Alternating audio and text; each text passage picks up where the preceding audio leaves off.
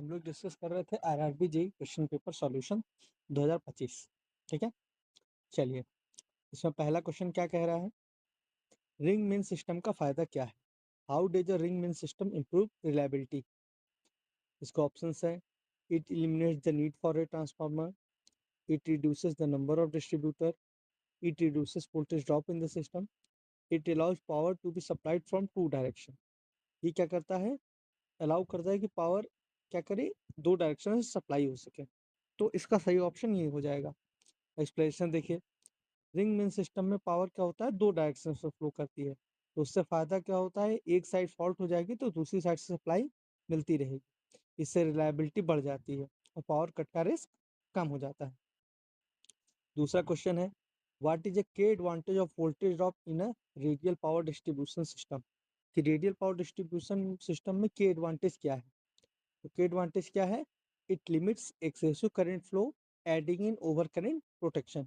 क्या है, it limits excessive current flow adding in over current protection.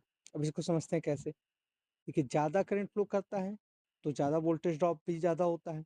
ठीक है, पूछा वोल्टेज ड्रॉप होता है तो वोल्टेज ड्रॉप, ज़्यादा करंट फ्लो हुआ तो ज़्यादा वोल्टेज ड्रॉप हुआ।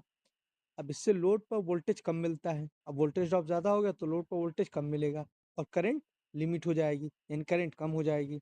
ये एक नेचुरल ओवर करंट प्रोटेक्शन है, प्रोटेक्शन जैसा काम करता है। ठीक है, आगे देखिए, कह रहा है रेजोनेंस के बारे में है कि which of the following statement is not correct regarding resonance in series circuit. कि रेजोनेंस के बारे में कौन सा स्टेटमेंट गलत है।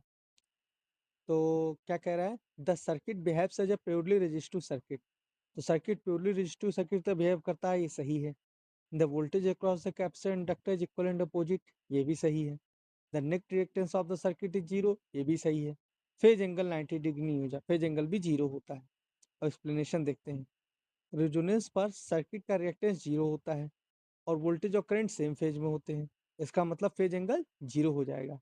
क्यों, क्योंकि सर्किट का रिएक्टेंस जीरो हो गया, वोल्टेज और करंट सेम फेज में होगा तो फेज एंगल हमारा जीरो हो जाएगा। अब ऑटो ट्रांसफार्मर में आते हैं, क्वेश्चन 4। ऑटो ट्रांसफार्मर में एक ही वाइंडिंग होने के क्या बेनिफिट है। इंग्लिश में क्वेश्चन पूछा है, what does the use of single winding in an auto transformer result. तो इसका क्या फायदा है, reduced copper consumption, reduced copper consumption.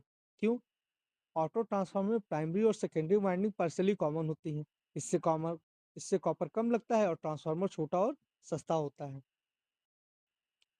Okay, all the best.